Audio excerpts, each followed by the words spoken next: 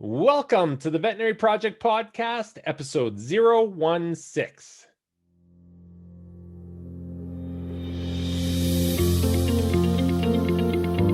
Welcome to the show created by vets featuring absolutely no pets. This is the Veterinary Project podcast, hosted by Dr. Michael Bugg and Dr. Jonathan Light. Our resident veterinarians have swapped out their stethoscopes in favor of microphones to bring you the Veterinary Project podcast, a show focused on real conversations, aimed to connect this amazing profession full of remarkable people. Through the sharing of collective stories and wisdom, and connecting over the many unique challenges we face, we invite you to join our community of veterinary professionals leading intentional lives. And now, here are the hosts of the Veterinary Project podcast, Dr. Michael Bugg and Dr. Jonathan Light. Welcome back to the Veterinary Project podcast. You are joined, as always, by yours truly, Dr. Mikey Bugg and Dr. Jonathan Light. Mikey, how you doing? Oh, I'm doing well. I like that you called me Mikey. That's a nice little change up. I keep getting harassed by everyone around me because now they know my nickname is Johnny, so I might as well throw it right back. That I've called you Johnny like as long as I can remember. And I know we were on like whatever episode when I finally texted you and was like, do you want me to call you Johnny or should it be Jonathan? And I was like, oh, it's too late now. Hey, my professional name when I got to be the boss or serious is Jonathan. Otherwise, the Veterinary Project, it's Johnny. So now everybody knows it. It's out. It's too late. Nice. Interesting banter. Before we get into the podcast, which is a great episode today with our guest, we got to talk about the banter behind the banter. So there's a U.S. election going on right now. It is not completed. There isn't a decision. And when Mike and I were getting ready for this podcast, we were like, well, what do we talk about today? And I brought up the idea of talking about the election. But then we don't know what roads we can go down. And so we're having a banter about the election because it's just so divisive. Is that what we want to do? It's just hilarious how bad it's gotten.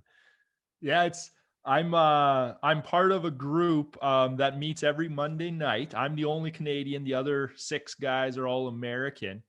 And they described it perfectly. They said being up there in Canada, it would be like living in an apartment building and you're living above like a crack shack.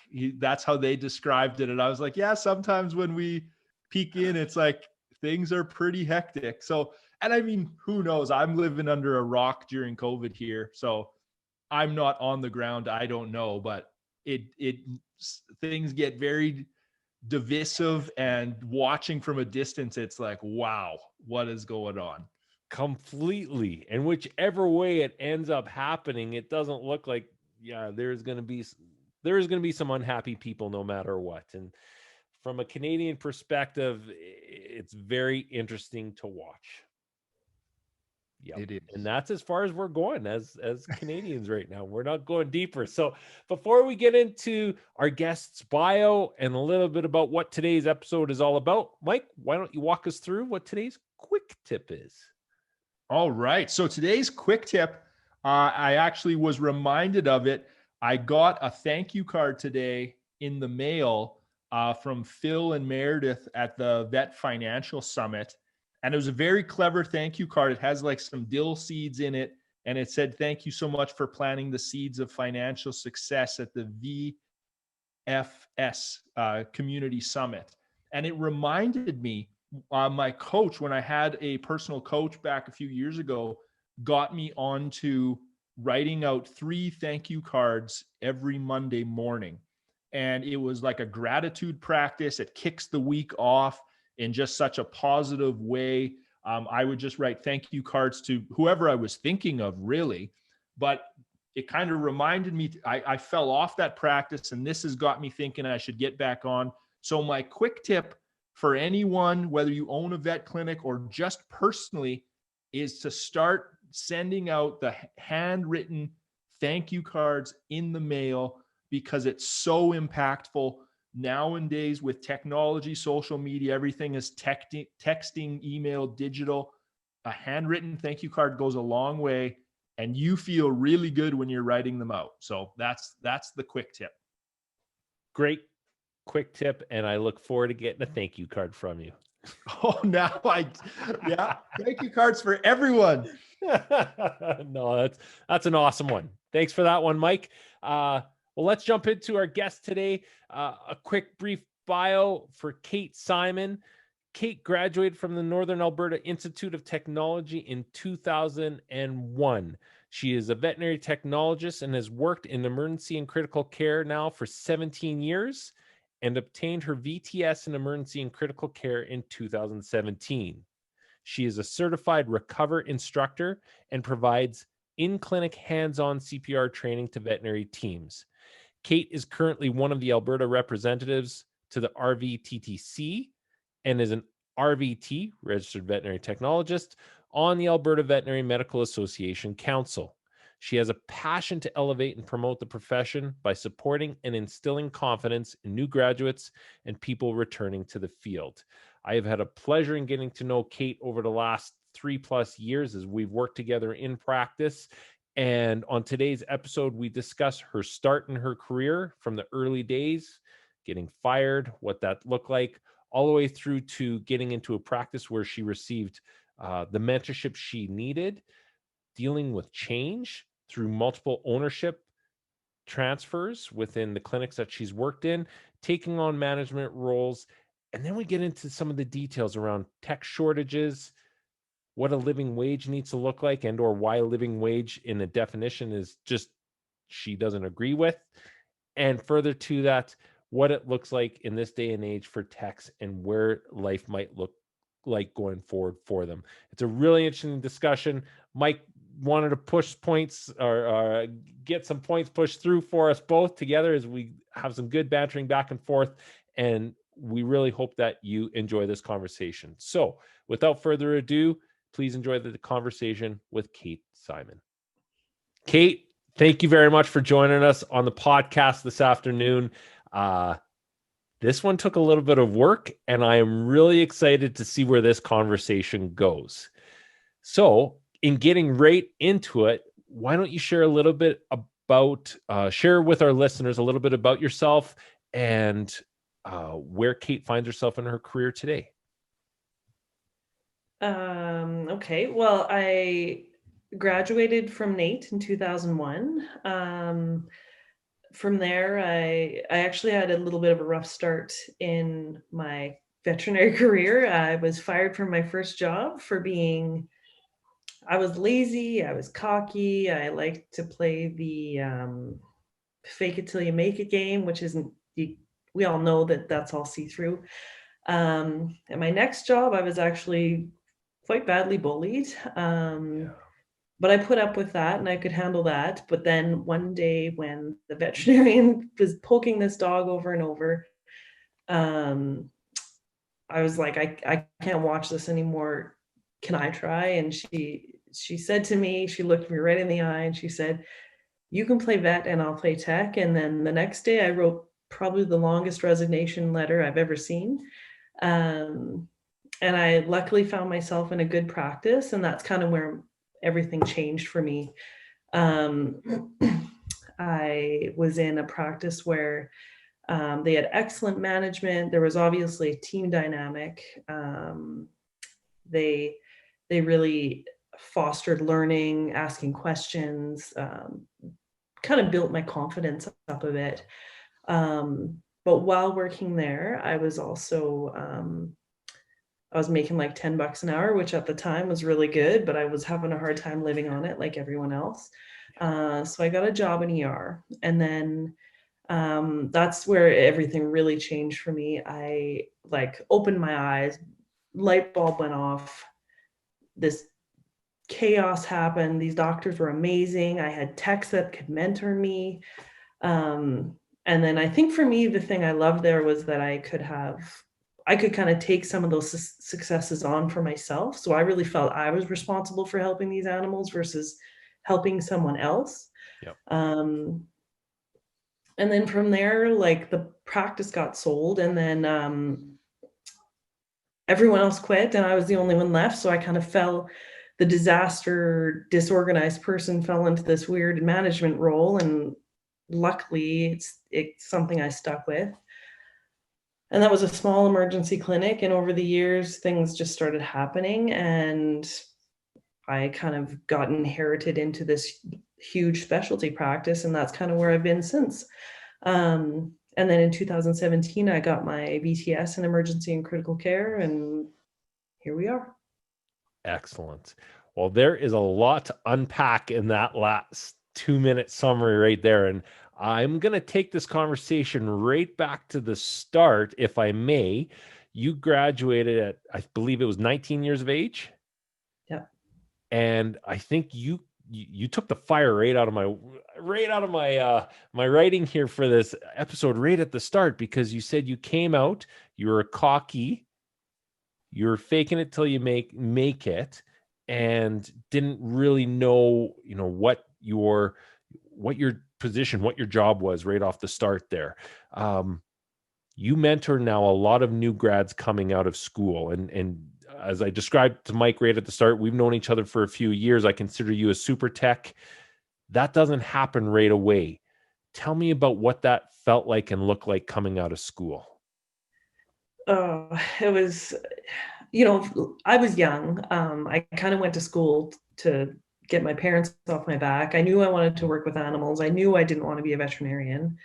I was kind of looking at like wildlife restoration and stuff like that. But this NAEP program was 2 years, seemed like a good idea. And then when I got out, I was just totally unprepared for the responsibility. And I very much didn't want anyone to know that I didn't know things. Like I thought that there was this expectation that I was ready to, on the floor drive, on my own, do all these things and be confident. So I did fake it till I made it. And like I say, like, I think it was actually lucky that this person fired me when they did, because I think I would have just continued on this road. But that was kind of a smack in the face that I needed. Did you expect it, or did you think you were that good? I thought I was good. And in hindsight, she did all the right, I was actually laid off because she was too nice to fire me. But I had like write-ups, like I was late all the time, like this, like textbook firing, but she laid me off. She laid you off. Okay. So she went through the proper steps, and still Kate at 20 years old or 19, even at that point, still was going, hey, I'm the bee's knees, and that's that. I would have fired me for sure. Okay. Then going into the next role, we talked about this in our pre-recording, and without going into the details, a different situation. Here's where you wanted to gain on your skills. You still thought you were good, but it was a different dynamic. And this is something that, from the standpoint of being in clinics and the small teams that we are, I want to bring this up, and I want to be, provide all the discretion you require. So, we don't have to go into too much detail, but you spoke about this in your summary there, is you were bullied. Yeah. Like for real. So when people tell me they're bullied, I'm like, yes, it's not called bullying. But like intimidation, you're not good enough to be here. Not letting me do anything. Like I was like scrubbing instruments. I did all the right, and like I really have a hard time with people that play the victim. I did all the right things. I tried to work it out with her. I went to management. And like I remember this so clearly.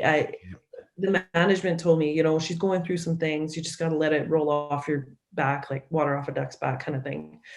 So I was like, okay, fine, whatever. And I think I did a really good job, pulled up my socks, kept trying.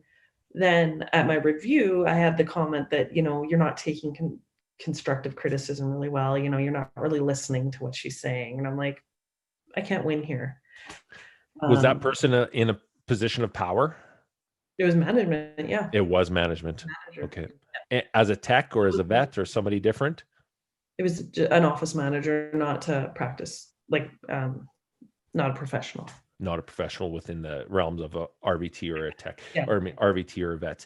Did you feel at that time that you had the power to, it doesn't sound like you did, to make change to get yourself in a better position within that practice? I tried really hard, and actually someone else that worked there quit because they didn't like the way that I was being treated. And I was like, oh, that sucks. Now I'm here by myself. I'm not really good at advocating for myself, I don't think. But then, when this vet, I totally do not agree with that comment. We'll go to that later. I disagree. But I had no confidence, right? And like, I don't know what good is, and I'm just being told I'm not good. But I do love even though I went into the profession not really understanding what it was, I fell in love with it. Like, I very much have pride for my profession. And then this vet says, like, I'm taking blood.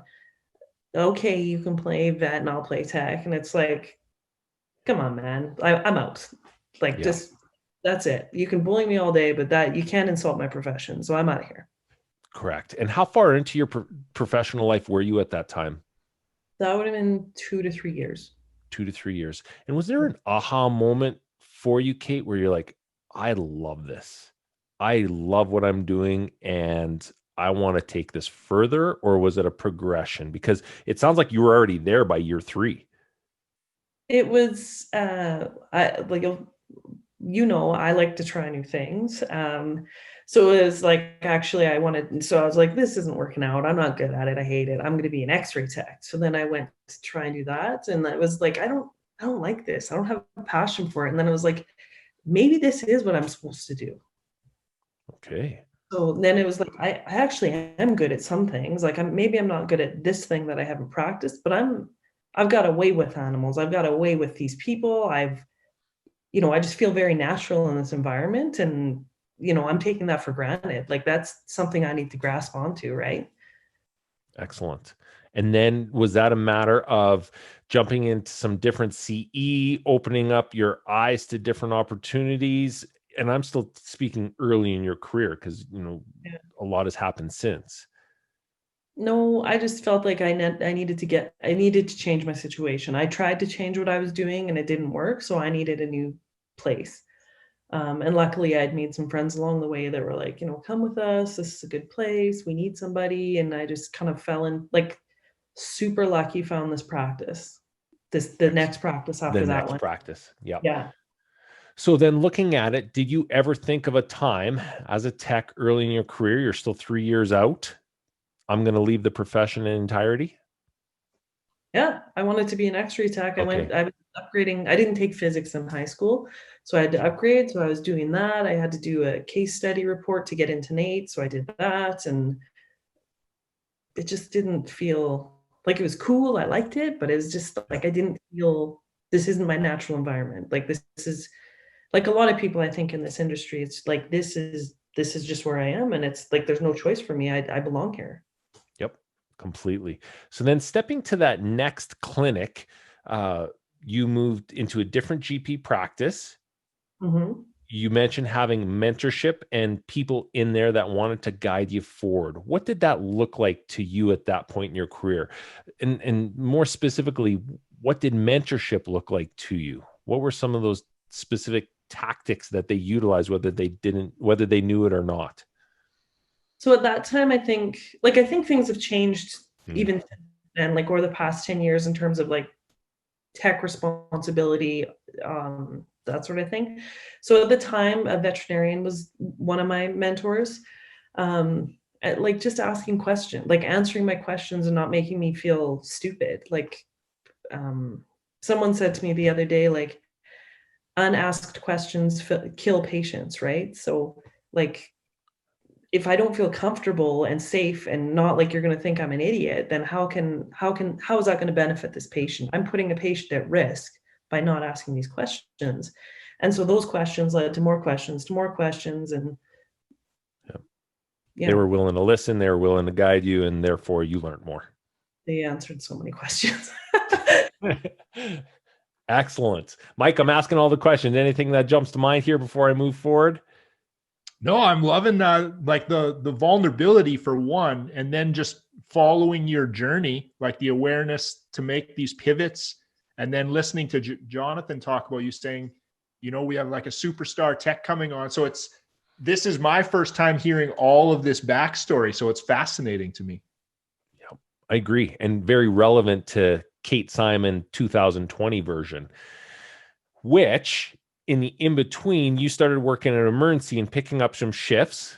I asked why that was, and you were really frank about that. It was like to make money. It was a good environment, and you were liking it.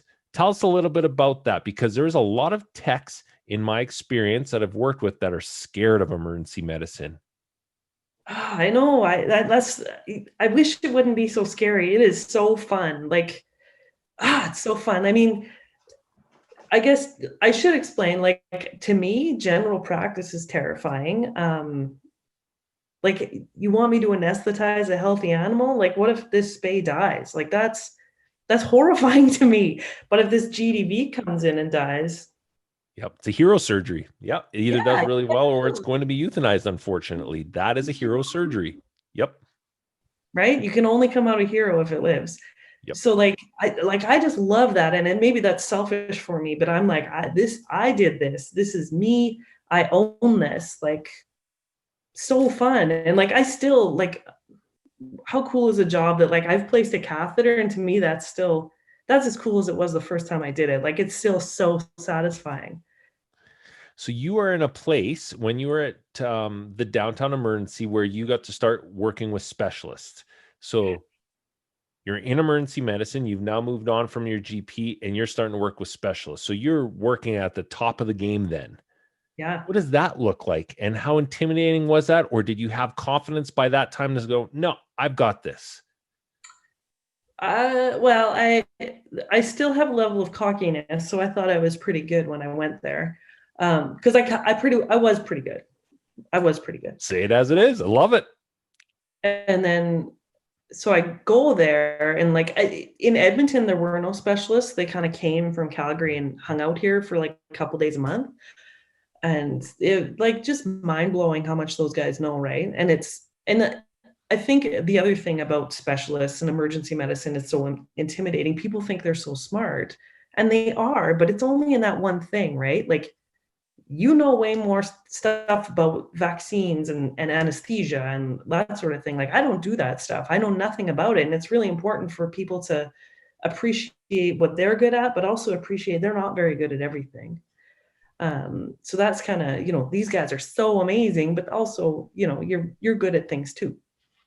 So how do you take that skill set and that potential lack of confidence that people have into emergency, especially in this day and age where we're short of techs, and we're going to get into that a little bit, and you're bringing a year or two tech into an emergency setting? How do you mentor that individual now to see that? Because they're just looking at that specialty as the all-knowing person. Well, I think it's just like, honestly, how good does it feel to have someone saying, I got you, I'm here, do your thing, I got you. And just being supportive, like, you are safe to make mistakes here, and I'm going to help you out. I'm not going to let you kill anything, but you need to try it. And I promise anybody that comes into our practice is like, they're wallflowers, and then we're like, just come on over here, just do it, no big deal.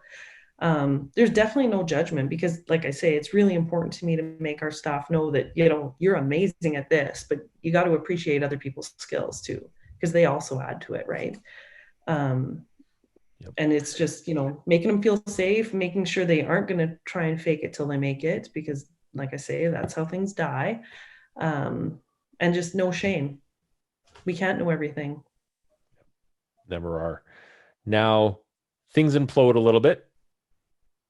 Ownership changes. Some people leave, and somebody needs to take on a management role. Yeah. Tell us about that transition. And this is really important, again, because this happens in lots of places. Oh, look it. There's a warm body. You are now the manager. Right. And so that's kind of how it happened. And I think, honestly, if people knew me, I would be like the worst person, right? Like, I actually was very non-confrontational. I am so disorganized. Like, why me? This is a terrible idea. I'm always screwing around, like, not the most professional person to work with, honestly. But I think I was committed. It was a new challenge. Like, right when that happened, I actually was like, okay, I'm done being a tech now. And I forgot to tell you this. I decided I wanted to be an EMT, and I had just finished my emergency medical responder training. So I was kind of like, I'm going to apply to NATE to be an EMT. But then this new ownership came, and they paid us more money, and here's a cool job. Okay, I'll do this for now. So then I really like too. So luckily this opportunity just came upon me, and Excellent. And so another change opportunity, another opportunity to grow. Did you look at it consciously as that, as, hey, I've got another place to grow? Or it was just like, yeah, this sounds fun and let's stick with it for a bit. I'm like let's try this. Like, no, like a lot of people are like, I'm out, I'm done, I hate it. But I just feel like, let's give it a chance. Like, what's the worst that could happen? I can always leave. So let's see what this grows into. Okay. And like anytime a practice is bought, like there's always this, oh my God, the practice is purchased. But and you know what? Yeah, they do kind of fall apart. But the mom and pop have left home, right? Like you got to understand that's going to happen. But can the kids come together? Yeah, like it's still that practice, but it is missing that piece. It's different, and you have to expect that and understand that. But maybe it's going to be good, maybe it won't. And maybe it'll be better than it was before with the mom and pop. And then the kids become teenagers, go through the ups and downs that are, and then they become beautiful adults growing Right. an amazing team. I'm not saying like bad things can't happen, but embrace the change and see what happens, I guess, is my thought and my advice to people going through a buyout. Excellent. So then in that adage, then you then moved over from that location to a different location, a standalone building, beautiful building, again, still independent before it was bought out again. Tell us about that experience, because at that point, were you a manager as well as a tech working full shifts? Yeah. So along the way, so we moved to another practice. The sheer size of the practice required us to get more bodies because we couldn't cover the square footage. Like for instance, I think we went from a 4,000 square foot hospital to a 30 or 40,000 square foot hospital. I was going to call it 25, 30. Yep. Yeah. So massive, 2 floors, Yep. completely different operations. We had to work differently. We couldn't see the reception area. We had no way to communicate with the front end. We didn't see what patients were coming in the front door. So we had to like just do a 180 and totally start over and recreate all of our protocols and how the flow of work went. So that was pretty stressful, while at the same time throwing in new people who didn't have emergency experience. So exciting times. Yeah. At a time that Edmonton's booming and you're getting way more clients through the door, people are recognizing specialty for what it is and wanting that additional care, which is a big deal. And I think in Canada, we were a little bit behind the trend of the US where that it was already taking place, but Edmonton's a perfect example where you saw, this group saw a successful model and has taken it. Did you feel that you got to be part of that group making the processes, protocols, and you were really part of that team growing? I felt I was, yeah. And I think because of that, I kind of have a loyalty to that hospital. Regardless of owners, the hospital itself, I feel very strongly that I belong there. This is my baby. I'm very, very, very defensive if someone says something about it. But very much. I think it's important for people to realize the benefits of being in a new hospital and putting a part of yourself into it. That's it. And you make it what you want. And then 2014, 2015, you have another corporation that comes in and buys it out again. And so you have new owners, new responsibilities. What did that look like from a transition standpoint for Kate Simon in particular? It didn't, aside from calming everyone down because it's a corporation, honestly, it doesn't change how it operates in hospital. Like our management team, as you know, is very tight. We're strong. We feel very strongly about our values and we stick to them. And I wouldn't want to be someone coming in trying to change it. Yep, that's so true. And Mike and I were joking. Yeah, we're around. So just for all of our listeners, I was that person that had to come in a little bit later in the organization as regional operations director and help with the movement of change. And it was not an easy start for Kate and I would think. Kate is a very forward individual, and as she says, very defensive to her team. And we're having this conversation 3 years later now because there is a very large mutual respect between the two of us, I believe. And it takes a lot for a team to be successful, and you guys have a strong team. But when there's outside influences, it can go back and forth, and you're going to get some wins and losses on both ends. There's no doubt about it. It's the molding of those teams. I want to change the conversation a little bit back to techs. And I consider you a super tech, Kate, not only because of your education. I want to briefly talk on that because I think it's very important. And I think this is something I've been educated through you and through the group over the last 2 years. You in 2017 went and took your designation exam and received your VTS, correct? An emergency and critical care. Yeah. Tell us what that is for all of our listeners, veterinarians, tech, anybody within the veterinary industry, what that means. It means I have a certificate saying I'm an expert in emergency and critical care. And it took a lot of work to get it. So it's like 5,000 working hours, like 60 hours of CE, maybe 40 hours of CE, letters of recommendation. You have to have specialists sign off that you've mastered skills like placing a central line, an art line. I can interpret that information. What else? Those are kind of the big things. Yep. And then you have to go write a big exam. Huge exam. Yep. So the application has to get accepted, and then you write the exam. So there's also case reports, case logs. Like it's right. The application actually I found much more difficult than the exam. Okay. And there's specialties and like 16 specialties. I think they mirror the American College of Diplomat, whatever's they are. So there's like emergency and critical care would work with a criticalist, and like you can get anesthesia and analgesia works with an anesthesiologist. Too many big words. But yeah, there's 16 and all kinds of different things. Fantastic. Yeah. And how many VTS designated technologists are there? So in the world, there's 1,200, as of 2018, I looked this up for you. 2018, there's about 1,200 in the world. In Alberta, there's 10, and 4 of those are emergency and critical care. 4 of those emergency critical care. So out of 1,800 techs, 4 or 10 are specialists. In Alberta.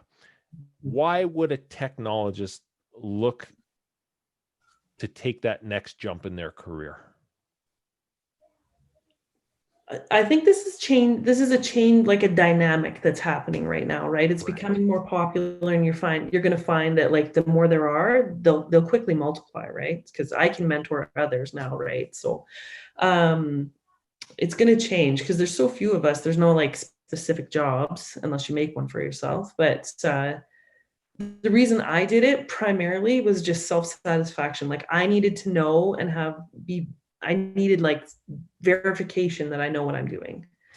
And not just people being nice, calling me a super tech or whatever, which I'm actually not technically very good due to my disorganization. Well, in your niche, you have a great niche, and that's what you're into. Yep. Yeah, you know it. The people I work with, they're amazing with those patients. Like that's not actually what I'm good at. Yeah, so for me, self-satisfaction, there's assumptions of wage. There should be assumptions of wage. Still a work in progress. Yeah. And I come in from the other side of that, looking at it. And when we sat down 2.5 years ago and looked, what does a VTS mean in Canada? We're still learning it. You look at the low numbers of how many designate veterinary technologists there are in Canada. What kind of wage do we put to that? What increase in value is that to a practice? What's the ROI on it? What all of those pieces? I think we're still in the learning stages of developing. And Kate and you and I in our pre-recording, we even had that really good discussion. What does it mean to have a VTS technologist beside you in practice? How do you put a value to that? Like 100%. It makes you a better doctor. 100%. Why? You've got someone confident beside, like, not supporting you. I'm beside you. I'm a partner in these cases. Yes. What does that mean? We're going to give better patient care. We're going to take care of our clients. We're going to be way more efficient. Like, if you put me in a room with 4 brand new grad veterinarians in an emergency room, I guarantee I will triple how many patients they can see, and they will feel good and confident about what they're doing. Yeah. In what particular ways do you do that? Because you can triage those patients so quickly and get them to the right places. You can tell that vet where to go and have the best effect. What does that look like for Kate and your hospital? Well, I think it's going to depend on the personalities you're working with, right? Like, if you got someone who's like, oh, I got to look this up, I got to look this up, I got to look this up. You know, you've dealt with 10 block cats. We know what we're doing. You are good. You were good at this. And I think, like, just having someone there to back you up makes you feel good. And like I said, you feeling safe to ask questions. That's so important in people's progress. Definitely.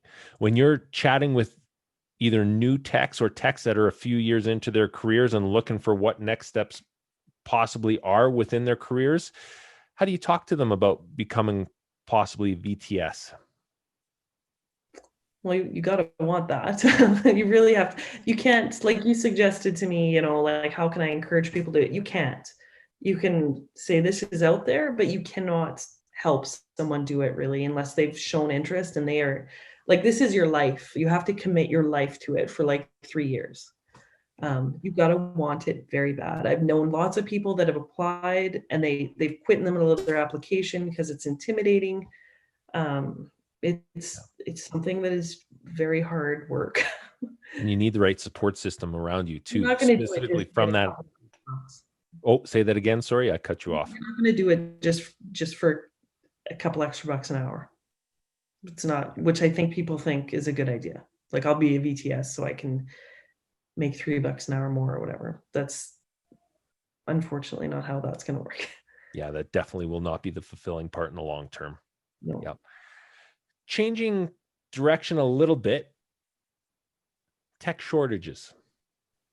We are at a point in our industry where we're spending money right now to find out what the shortage of veterinarians is within Alberta through a workforce study.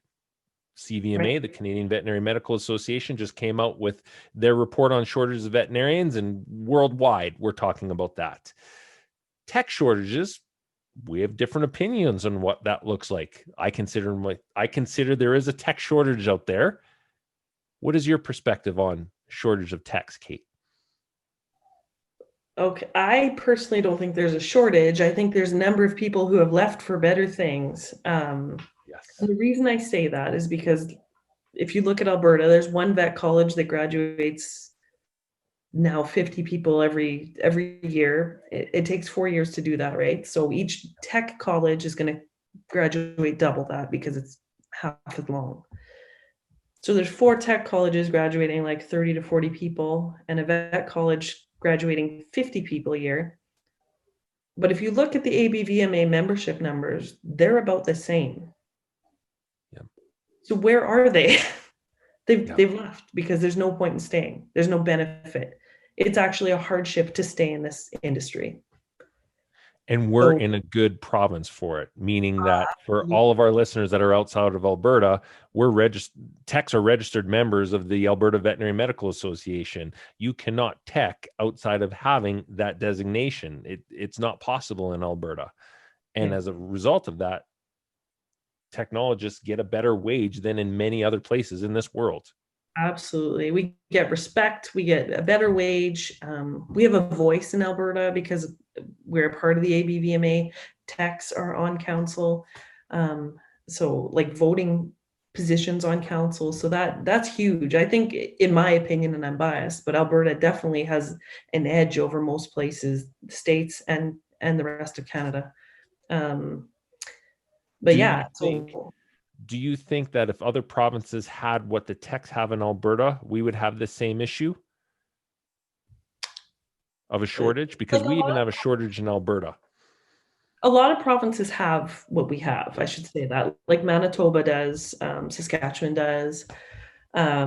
But I don't think so, because I think why would they stay? Like I've been very lucky that opportunities come by, or I am pretty aggressive about grabbing these opportunities now. But not everyone's like that. So they make their wage, they have kids, they don't come back because they can't afford to pay for their childcare. So why work just to pay for childcare? It's just why? Why would they do that? Yeah. So because you're on multiple council groups and working groups that are tackling this challenge right now, what are some of the ideas that are being floated out there that you think are very relevant to 2020 and beyond? So the ABVTA in 2018 put out a job satisfaction and wage survey. We had a 75% response rate out of all our members. Like, I've never heard of a survey having that many responses. So it's a touchy subject that we feel strongly about. And what came out of that was we need to work on sustainability. How can we keep people in here? Wage, I think, is going to be number one. But then you look at each practice and you're like, well, are you utilizing, like, how are you utilizing these people? How are they going to afford to pay these techs more? Like, how can they increase their revenue? And it's 100% about how to utilize an RVT properly. Tell me what that means in your viewpoint, because I think different vets, different managers, different owners have different perspectives on what that means. Right. And it is going to depend on each practice and what you want to get out of it, right? Like I said, RVTs are going to make you a better doctor. They're going to increase your patient care. They're going to take care of your clients. By using an RVT properly, you could probably double how many clients and pets you see, thereby doubling your revenue, right? So each practice is going to be different how you use them. Obviously, in emergency medicine, we utilize them as the fullest. Like, I think our practice probably uses them as best as possible. And if there were more techs, we would hire more and change our operations and do more things. Yep, I fully agree with that. From the standpoint of a living wage, what does that look like to Kate? Because I think I hit a hot spot in our pre-recording when I said living wage. I hate that word. I know you did. So we're fighting for techs to have a living wage. So what's a living wage? By definition, like in Edmonton, it's like $16 an hour. Yep. We're fighting for people who have a 2-year education, are part of a professional association, have a very, very specific skill set, write a national exam, and we're talking about $16 an hour. That's what we're fighting for. I think we can do better. Like, these guys need to be able to have a mortgage. They need to be able to have a car payment. They won't need to be able to put money away for whatever they want to do. Like, it's retirements, because we don't have pension funds. Like, what am I going to do when I retire? Like, I can't save money and to pay for a mortgage, or you can't save money to have a down payment on a house. Like, there's no real reason to fight for a living wage. It needs to be better than that. And sorry, Kate, so I'm just trying to clarify, you guys are fighting to get it to 16. What is currently like average? No, we're not fighting for that. That's just the conversation. People say techs deserve a living wage. That's okay. Sorry. Common conversation. Yeah. But I think we need to change our vocabulary. Yeah. Because a living wage, I don't think is someone without an education. And for everybody that's listening, minimum wage in Alberta now is $15 an hour, which is one of the highest in Canada, which is much higher than many or most places in the US. And so we're already starting from a higher area or a higher place. Right. And so the ABVTA now has released a wage survey, and that's kind of shedding a lot of light on wages. And there's a lot of variability in these wages. But I also think it's really important to notice that the utilization of these RVTs is different too, right? So we can't dictate to people how to use them, whereas in the human world, nurses always do this and x-ray techs always do this, so they all get paid the same. In veterinary medicine, you might have a tech sitting at a desk doing discharging clients and holding animals for the vet.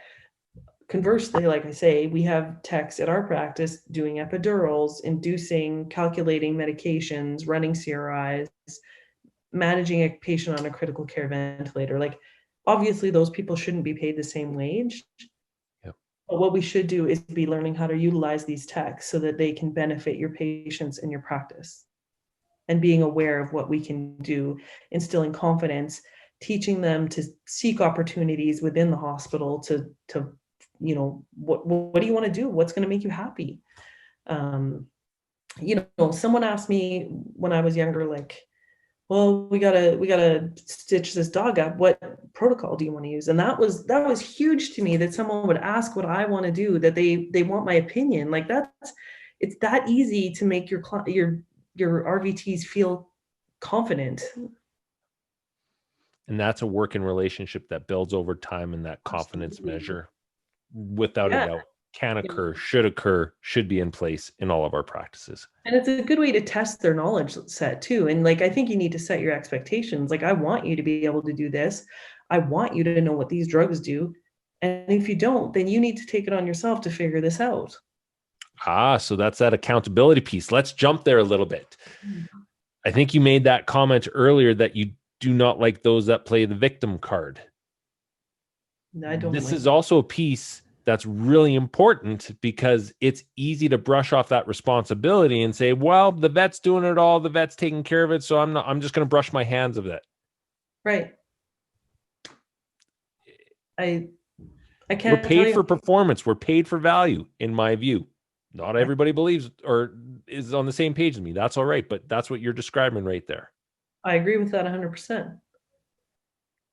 So therefore, you're telling me that in being able to, as that perfect example, get medications ready, provide anesthetic protocols, that can come from a tech and can be useful to the doctor. Where does that accountability come from? How do we train that in so that both the veterinary allows the technologist to do that, but the second piece is that technologists can take it on by themselves? I don't know if that's through the college, if that's through an individual. My question's not structured that right. I just want to get your perspective on this, because accountability is a big part of this equation. Right. And I think times are changing quickly, and I think a lot of things have to catch up. So we're members of the ABVMA. We're accountable, like legally accountable for our actions. You need to understand what you're doing and why, and what these drugs do. Yep. That's what's happened. That is what happened with our legislation. The people out there that went to school like when I did, that was not taught to us that at all. We just did pharmacology, and like, it was like hydromorphone is a pain medication. That was kind of the layer of information we got taught. So now I know the education systems are getting better about it, but I'm not sure if that level of responsibility is really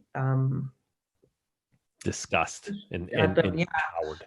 I'm part of a mentorship group, and someone made the comment, I would have been a vet, but I didn't want the responsibility. You have more, like, you have responsibility because you're doing it. You're doing what they're telling you to do. But if you screw that up, you're still responsible. Yep. So I just think it's really important to know what you're doing, know why you're doing it, and see the value in that. And that's the value to the doctor, to yourself. It's brought up you can then grow and help make changes too. Like, if that didn't work, then maybe we should do this. So I think the critical thinking skills come along with that after that. It's such a great point, Kate. And I'm just thinking about this on the fly. And Mike, I might put you on the spot, but I don't remember in 2009, 2008, when we graduated, we ever had one discussion in vet school related to the responsibilities of a tech beside us and accountabilities. That I don't remember that discussion ever happening. No, I don't think I recall it either. And I'm just trying to think like through my career, the way that I worked with the techs that I worked with changed so much from like 2008, 2018. And when you are working with techs that want to be involved and want to take like charge, and they can do so much. And it is, as the veterinarian, you can see more cases and move faster and more efficiently. And it changed a lot just in that 10-year window. Fully agree with you. Yep. No, that's great. That accountability piece and maybe the transition in education, it's something that that'll be nice to watch. And you're at the forefront there with all of the different groups you're with. It's interesting time as we continue down this road and the ability for techs to do more in practice as well. Mm-hmm. Yep. Necessary. With that though, we need to make a transition as our time, as we thought it would, has flown by, Kate. And there's a couple other areas that we could definitely go into, but from a time perspective, we are short today. So with that, we're going to have to move to the impact round. And the impact round is a series of questions that we share with all of our guests. They can be short answers or as long as you'd like to go. And our first question for today, Kate, is, are you a cat or a dog person? Cat. There we go. Another one in the books on the cat side. Love it.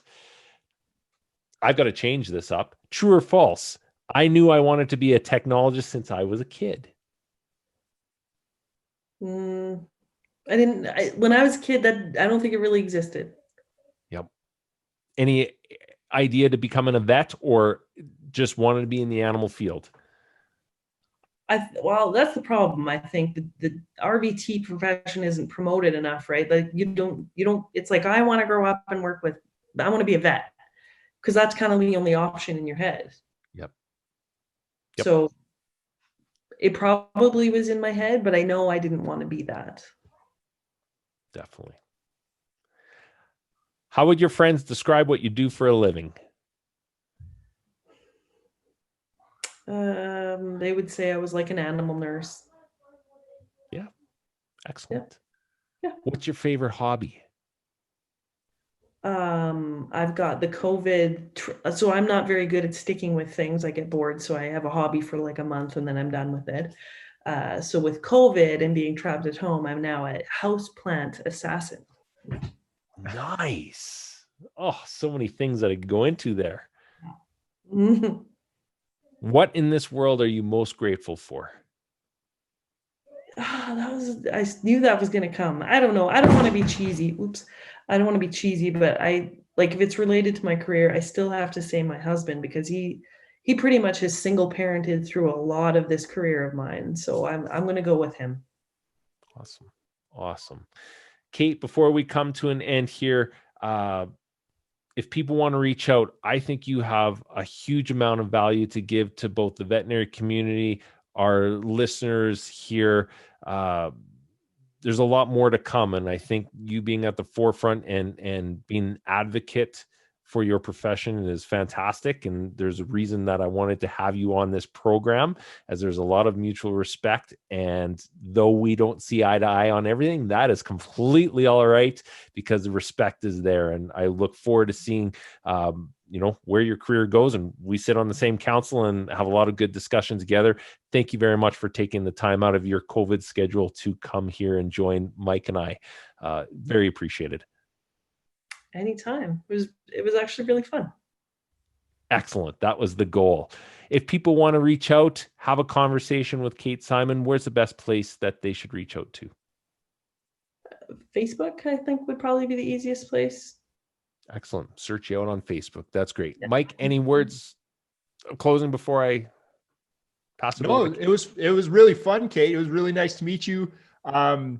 I really like the conversation. I like how passionate you are about your career and the industry and being an advocate, because I think that's really important. And I think it's really needed. Excellent. So with that, the conversation ends with last words going to you. What message would you like to leave for the veterinary community? I think it's really important to be self-aware and kind of recognize what your weaknesses are. And if you're in a situation you're not happy with, first look at yourself, but then change the situation. Don't stay there and be miserable. Just get out. It'll give you a bad taste for the industry when it's probably just where you're at. Thank you for listening to the Veterinary Project Podcast. As a recap on behalf of our hosts, the Veterinary Project Podcast will be releasing new episodes weekly, so be sure to tune in as we bring you more conversations aimed at helping you enjoy a life well lived. If you enjoyed what you heard on the show and you want to stay in the know, please like, love, and or subscribe to the podcast on the listening platform of your choosing, as we're available on all the usual suspects. If you know of others that may benefit from these conversations, we'd love it if you please share the show with them, as this will help us grow our community to reach more and more veterinary professionals. Speaking of which, if you are a veterinary professional and would like to get connected with more like-minded individuals who are joining us on this journey, please send an email to the veterinaryprojectpodcast@gmail.com, and we'll invite you to be a part of our private Facebook group. General feedback, requests for information, or perhaps requests to be a guest on the show can also be sent to the Veterinary Project Podcast @gmail.com. Dr. Michael Bugg and Dr. Jonathan Light, thank you for listening to the show, and we'll catch you again next week for another episode of the Veterinary Project Podcast. Bye for now.